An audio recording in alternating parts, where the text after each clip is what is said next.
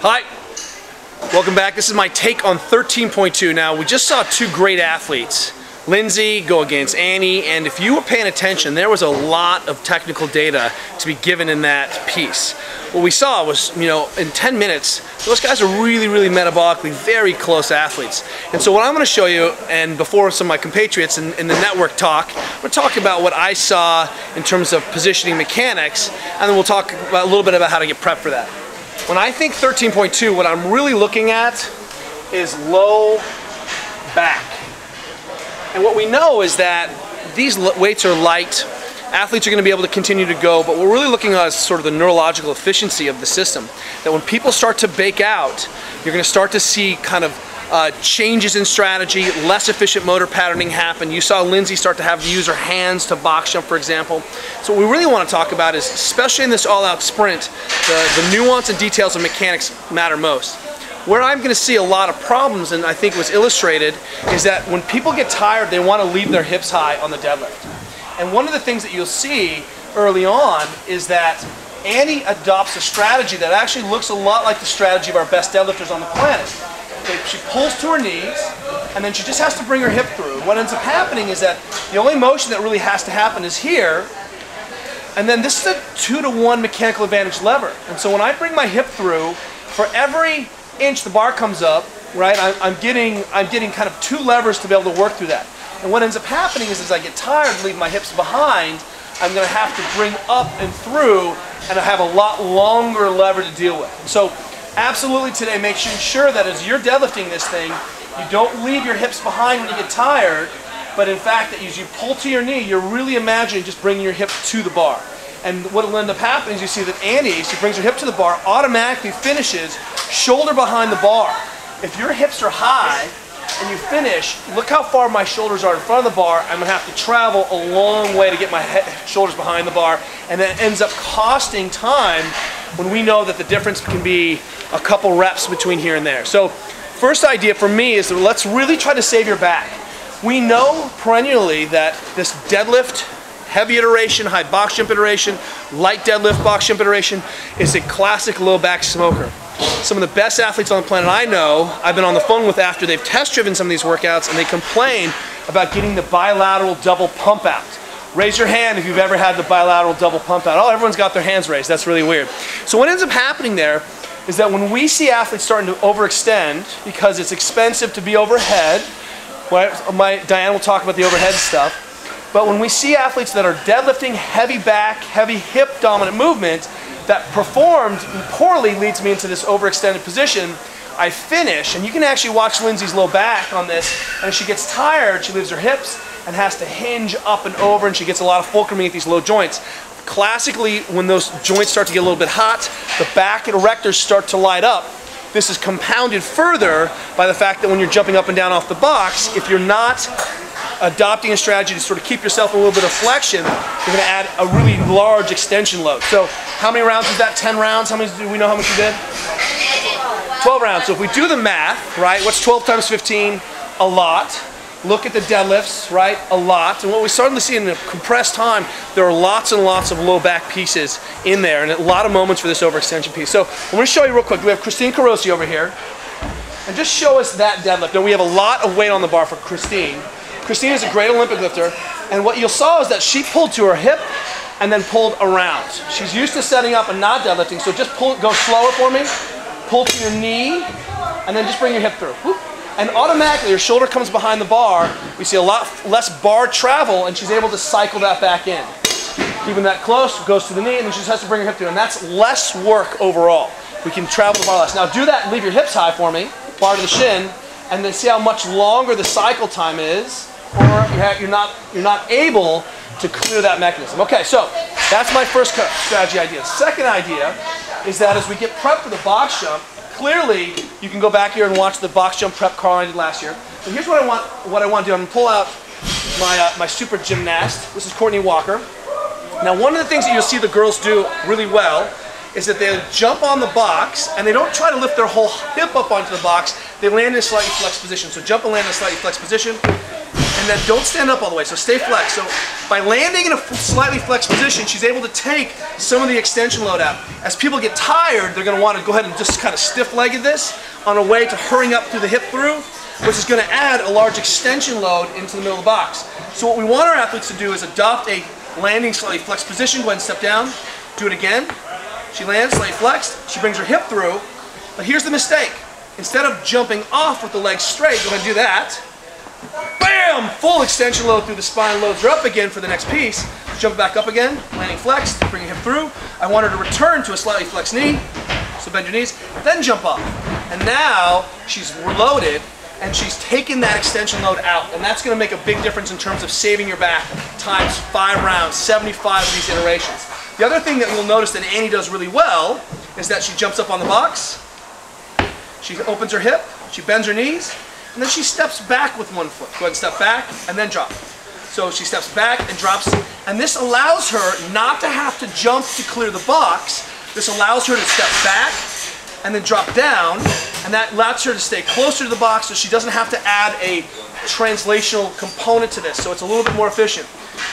Kristen Clever does a fantastic job of this, where she actually moves her feet both back simultaneously, then jumps down, which is another strategy. So move your feet back just a little bit, and then jump down, and that's how these athletes have solved this problem. So those are my 2 big coaching ideas. If you don't know how to get your back prepped for a very simple mid-range workout, clearly I would be focusing big time on this front rack position. That's going to be expensive. That would be my one mobility piece. Look at all the work we've done on the front rack, but those 2 movement skills hopefully carry you through 13.2. See you guys tomorrow.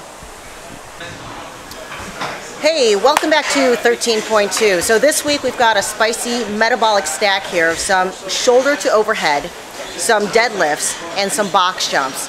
I'm here to offer you guys up some points of performance on positioning movement for the top 2 lifts. For the shoulder to overhead, here's what we've got going on. I would recommend you guys adopting a grip that allows you guys same foot position, same hand position as your deadlift. Because key to winning or performing well on 13.2 is going to be all about efficiency and transition. And if you guys watch the competition between Annie Thorisdottir and Lindsay Valenzuela, what you'll see is Annie Thorisdottir was completely efficient in her transitions. She kept the bar super close as she went from shoulders down to the ground. And she didn't have any kind of horizontal displacement in any of her movements, aside from the necessary, which is the box jump. In setup for the shoulder overhead, hands, feet in your deadlift position. You're going to bring your hands around or arms around for the rack position. Most of us are going to want to start with a push press, right? So as we push press, we want to stay super efficient. The key here to not having that horizontal displacement is keeping your heels grounded as you guys finish your drive up, allowing the ankles to come into a little bit of plantar flexion on a natural basis, trying not to actively extend through the toes. As you guys are going overhead, as the shoulder starts fatiguing, allow yourself to then naturally drop into your push jerk. If you listen to Annie's interview at the end of her workout, she did recommend going straight into a push jerk right away to save her shoulders for a box jump. That is definitely another strategy, but do what's going to work for you and try to stay as efficient as you can. In terms of transition from shoulders overhead down to the deadlift, you guys want to think about turning that elbow around and just think about sliding that bar down to your thighs. Feet and hands are already in place. Loading from the top, front nice and squeezed. You're just going to think about driving the knees open and trying to touch that wall behind you as you go down. And again, like Kelly said, the key here is to minimize just purely hinging on your hamstrings to create the lift. It's going to smoke your hamstrings out, which is going to smoke your back out. Shoulder position, one more key I forgot to mention, make sure the shoulders are set back and tight. Really thinking about that external rotation in that shoulder. It's going to keep you guys more stacked, more stable as you go through the push press, and it's going to allow you to transition into that deadlift without pulling that shoulder forward and then allowing the entire back to come into flexion. Those are my few points of efficiency or points of performance for 13.2. Hopefully that will help you guys out, and I'll see you guys next week. All right, 13.2, here we go. This is all about your conditioning. So how fit are you, and how I actually believe that this one's going to come down to the best mechanical advantage. Exactly what Starrett's gone over, the Foo's gone over, and what Carl's going to go over is going to be the determiner of who's going to win this thing. And what we just saw with Lindsay and Annie is that example.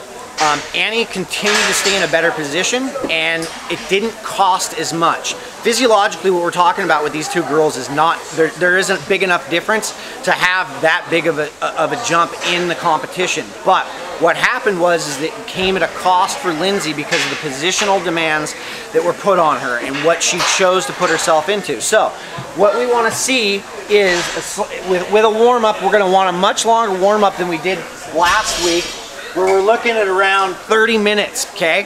Why 30 minutes versus the 15 to 20 than last week? Because this is an all-out conditioning workout that you're trying to put in as many reps as you can. And if you look at the beginning of what these two girls just did, they just shot out of the blocks and were tearing at this thing, okay? This demands a higher workout or a bigger warm-up with what we're gonna be doing. So look for something around 10 minutes, aerobic. Then get into a lot of the stuff you're gonna have to do with that rack position, but like Fu went over, having that same rack position and adopting a rack position that's not going to close down and allow restriction in the lungs, okay? That's the biggest problem we're gonna see with this push press, okay? Is where you're starting to shut down and you start to get in internally here and you shut down that lung capacity, keeping it out wide, but having a grip on it that you can make that transition into that deadlift and just continue through.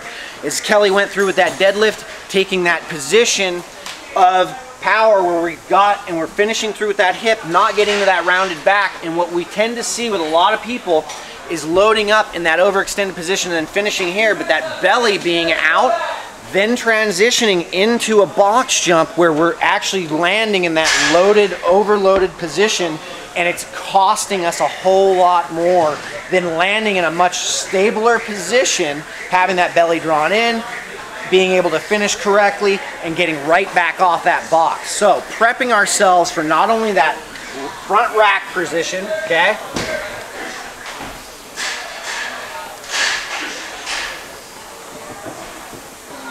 But that box jump position, okay?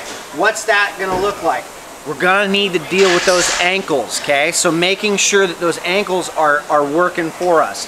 That rebound and that box jump should be a quick return where when I land, I'm back up, okay? Where I'm not doing, what we're gonna start to see are these double dips in the bottom or that double jump in the bottom to try and get back up on that box, and that's gonna end up costing more energy as well, okay?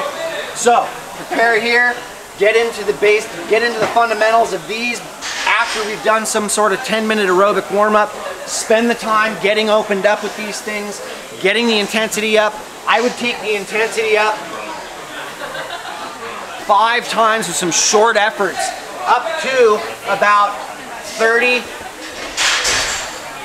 or 45 seconds of hard work, okay? Then cooling it off.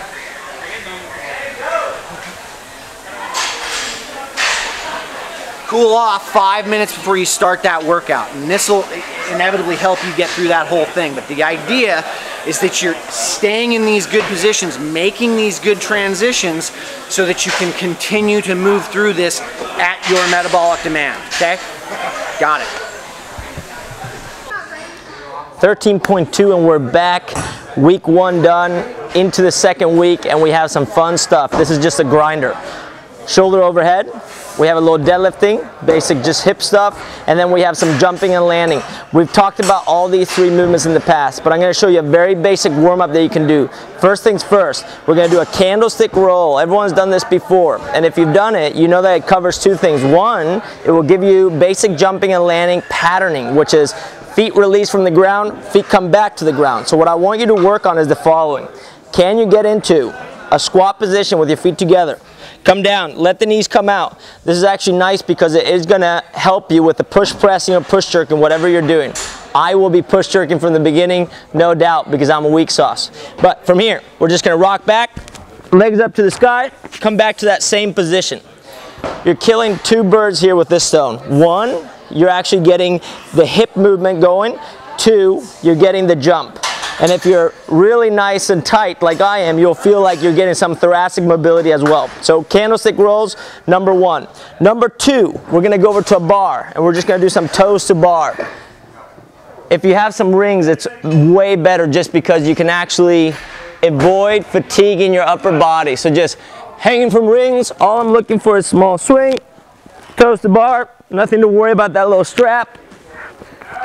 Just in and out of that.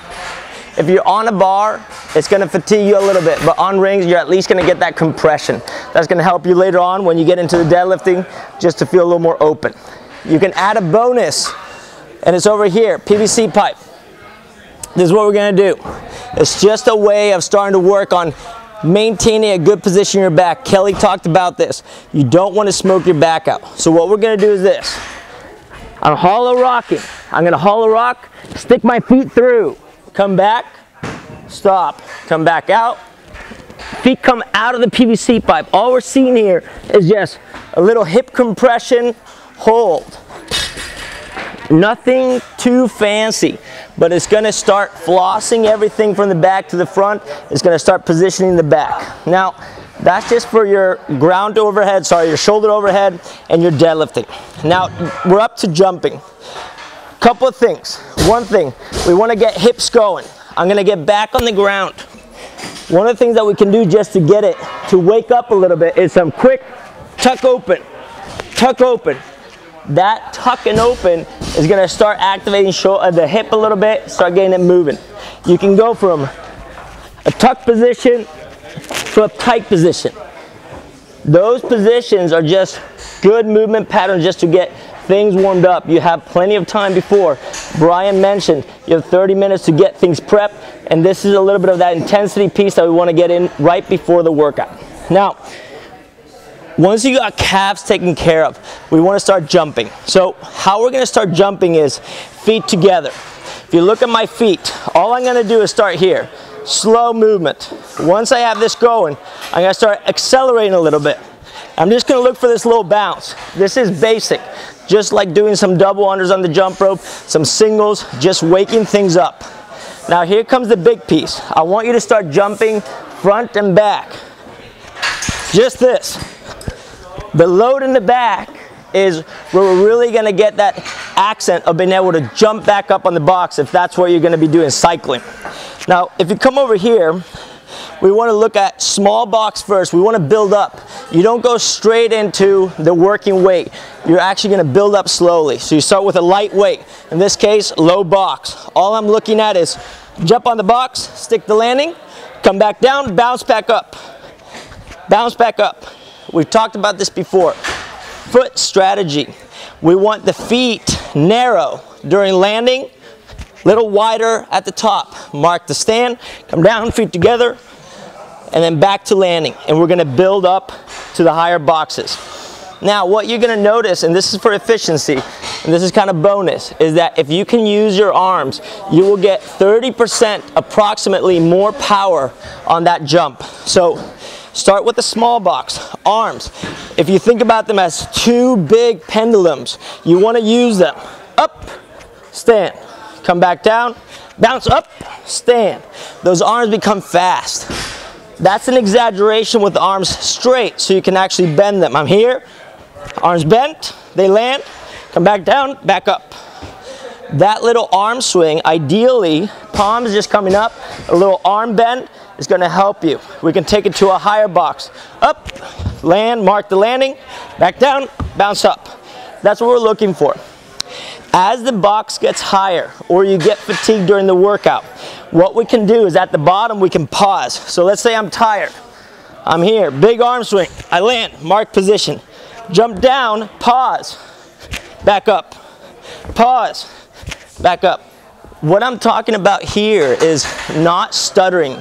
No stutter steps. Everything is precise. I hit, I pause. I come down, I pause. Come up, I pause. And that marking is going to give you a tempo and a rhythm. If you can follow that, you'll be golden. And that will carry you through the workout a little bit longer. If you're the one jumping back and forth, just make sure that you don't jump too far. The further you jump, the more you have to load up, and the less you will actually get out of it. And 10 reps in, you'll start dipping. So try to measure out maybe a foot away from the box or a foot and a half at the most. Mark a line there and start working always within that line, and that will give you that precision. Those are your pieces. I'm already breathing heavy and I just demoed some workouts, some warm-ups. So good luck with 13.2. We're gonna keep rocking. See you next week.